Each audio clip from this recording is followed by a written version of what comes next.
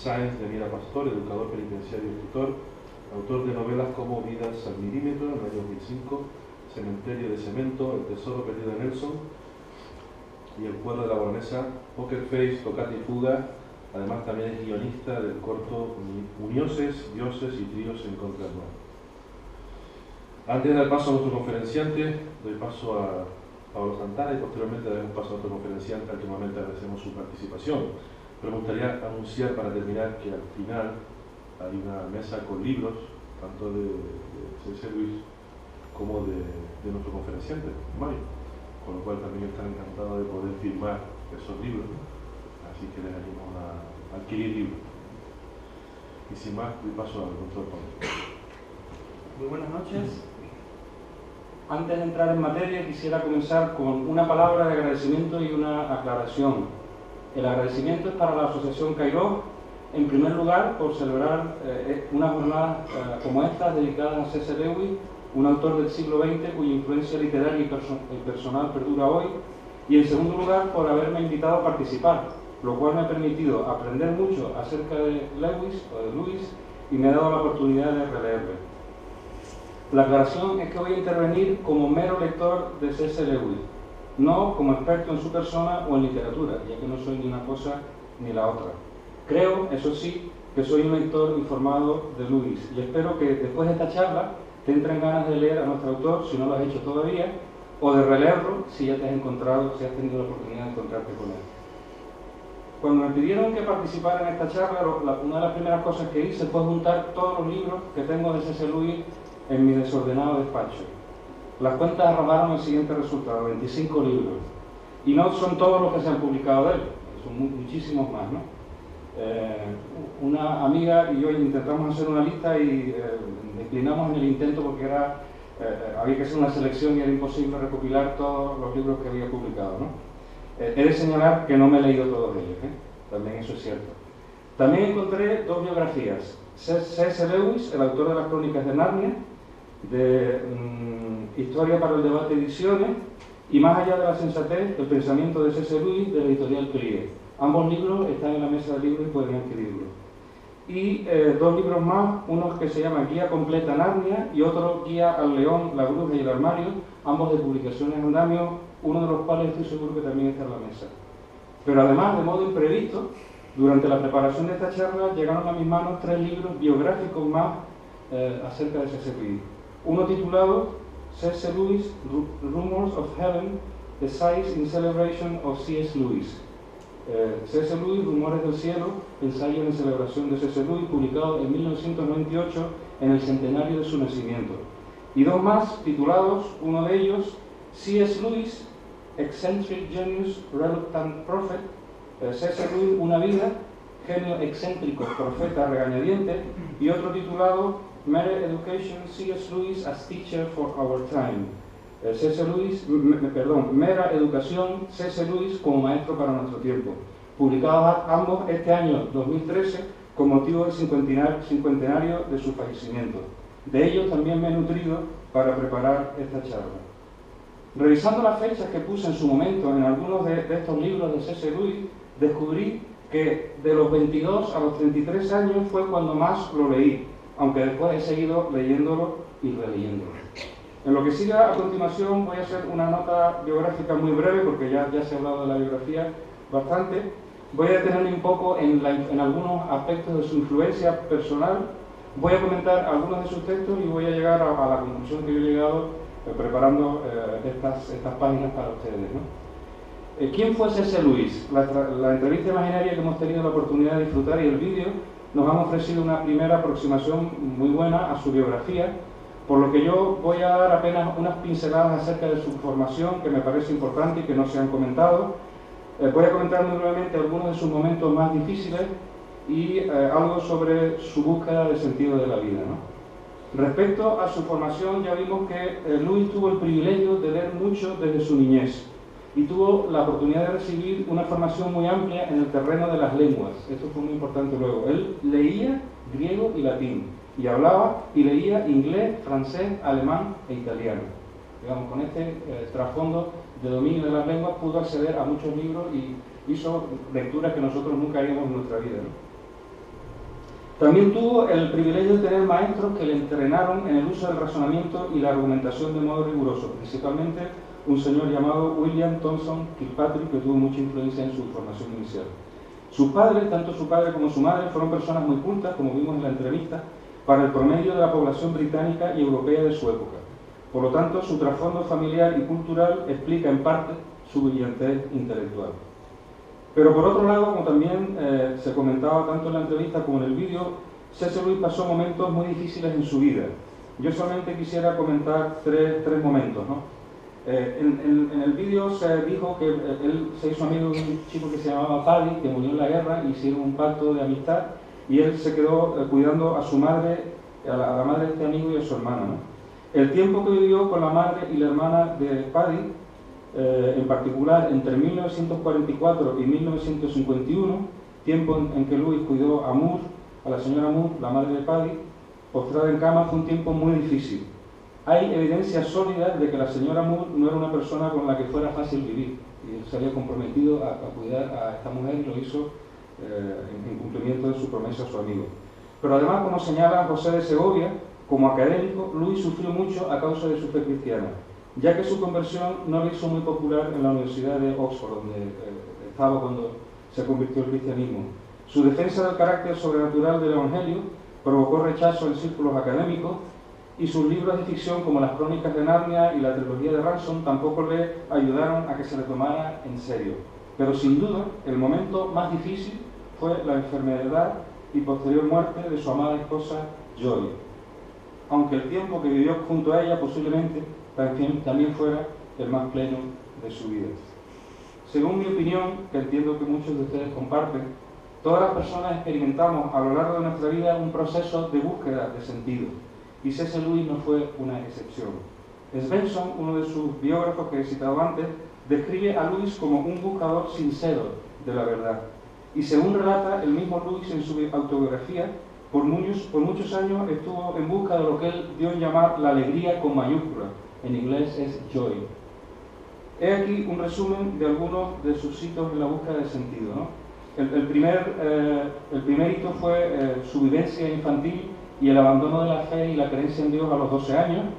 Después, siendo joven, como también apareció en la entrevista, fue seducido por los mitos de la literatura escandinava, y años más tarde, Lewis reconocía que en este gusto por los mitos nórdicos un hito en su búsqueda espiritual. También las lecturas de John MacDonald, como acabamos de escuchar, le abrieron el mundo de la imaginación, y curiosamente sus escritores favoritos de diversas épocas, siendo el ateo, fueron en su mayoría autores cristianos como Milton, Chesterton y otros autores. Otro hito importante en su vida fue la aceptación de la existencia de Dios. Él no se convirtió directamente al cristianismo, sino que pasó del ateísmo al teísmo, a creer que existía un Dios que estaba ahí, ¿no? Eso fue en torno a 1930, y desde aquella época empezó a asistir a las reuniones matutinas de la capilla de la universidad, ¿no? Que entiendo que eran cultos de la confesión anglicana, ¿no? En la biografía esta descubrí que él no asistió a cultos en los que se celebraba la Eucaristía o la comunión hasta que aceptó que Cristo era Dios encarnado, ¿no? Sus biógrafos coinciden en señalar que varios amigos suyos tuvieron una influencia decisiva en su aceptación de los evangelios como registros fiables de la vida de Jesús, y hay evidencia de ello en la correspondencia de Lewis. Este libro es un tesoro porque es una investigación muy seria que está fundamentada en una lectura de todas las cartas que se han publicado que Lewis ha escrito, ¿no? Y está acompañado de otro estudio erudito. Este es un libro para el público en general, y después hay un libro erudito con distintos estudios acerca de detalles más concretos de la vida de C.S. Lewis, ¿no? En particular, fue una conversación que duró hasta altas horas de la madrugada con Hugo Dixon y Tolkien, en el que Tolkien hizo descubrir a C.S. Lewis que los evangelios, la historia que relatan, la historia de Jesús, es un mito, pero constituye un mito verdadero, el mito con mayúsculas, del que son reflejos los demás mitos.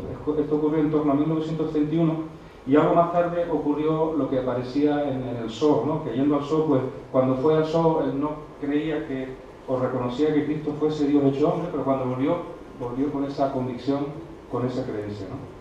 C.S. Lewis tenía, por supuesto, sus defectos, ¿no? Y sus puntos débiles, como todo ser humano. Por ejemplo, según cuentan, era bastante desaliñado y descuidado en su aspecto físico, aunque no aparezca en las fotos, pero así era, ¿no? Y cuando se casó con Joy, Joy tuvo que hacer bastantes reformas en la casa, porque la casa estaba hecha un desastre, porque no dedicaba tiempo a arreglar su casa, ¿no? Pero no vamos a tenernos en estos aspectos negativos, sino vamos a hablar algo de su influencia. Esto quiero destacarlo porque era un hombre de carne y hueso, estamos diciendo todas cosas positivas y también tenía sus aspectos negativos, ¿no? Pero la influencia de Louis es impresionante realmente, ¿no? Yo voy a presentarle apenas 4 evidencias de ella: los datos de venta de sus libros, sus cartas, el caso de una persona que en años recientes se convirtió por la influencia de Louis a la mujer, una persona influyente, y, permíteme una licencia, algo de mi propia experiencia personal, ¿no? Empezando con datos de venta de sus libros, según The Telegraph, en el año 2010 publicó que de la novela, la primera novela de las Crónicas de Narnia, El León, la Bruja y el Armario, se han vendido 85 millones de copias y se ha traducido a 29 idiomas diferentes. De las 7 Crónicas de Narnia completas se ha traducido a 40 idiomas y se han vendido entre todas 120 millones de copias. La que más se ha vendido es la primera, ¿no?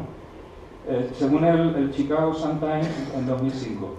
Para hacer una unidad de lo que esto significa, del Señor de los Anillos se han vendido 150 millones de copias, según The Toronto Star. Y de la historia de 2 ciudades de Charles Dickens se han vendido 200 millones de copias, según la página web broadway.com, en el año 2008. De las aventuras de Harry Potter, algo más reciente que ha tenido un montón de publicidad, se han vendido 400 millones de copias, según la BBC, en el año 2011, pero respecto a esta última cifra hay discusión y no están de acuerdo todos en que esto sea así, ¿no? Así que Louis ha vendido muchos libros, ¿no? Esta cifra solo nos dice cuántos libros se han vendido, y son cifras aproximadas, seguramente se han vendido más libros, ¿no? No obstante, teniendo en cuenta que en algunos casos pueden haber leído el mismo ejemplar 2 o más personas, en mi caso, por ejemplo, tenemos las Crónicas de Narnia, y yo creo que no la hemos leído, al menos la primera, nos leímos los 4 que estamos en casa, ¿no? Y otros ejemplares se han comprado y no se han leído, así que podemos asumir que la cifra, en números redondos más o menos, es esa, ¿no? Y reflejan el número aproximado de lectores de C.S. Lewis, ¿no? Y muchos de sus lectores habrán sido influidos, sin duda, en un grado u otro, por sus obras, tanto las Crónicas de Narnia como otro tipo de libros, ¿no? En segundo lugar están las cartas. La influencia de Lewis fue muy grande por sus cartas. C.S. Lewis cultivó la costumbre de contestar todas las cartas que recibía, y en su rutina diaria tenía un tiempo estipulado para contestar cartas. Una vez fallecido, su hermano Warren se encargó de hacer una recopilación de la mayoría de ellas. Esta costumbre de Lewis revela su profundo respeto hacia sus amigos, y tenía amigos que conoció solo por las cartas, y un respeto hacia sus lectores. Él recibía cartas de sus lectores y las contestaba. Pero un estudio del contenido de las cartas también evidencia su sensibilidad como persona, ¿no? Las cartas de Lewis, como decía, han permitido a Alistair McGrath, el autor de esta biografía, investigar múltiples detalles de la biografía de Lewis y reflejarlo en su texto. Y cualquiera de nosotros puede encontrar en ellas, en las cartas, no solo detalles de su vida, sino también matices de su pensamiento sobre muchos temas que no le dio tiempo de abordar en sus libros. En tercer lugar, como tercera evidencia, quería presentarles el caso reciente de alguien que se acercó a la fe cristiana por la influencia de C.S. Lewis.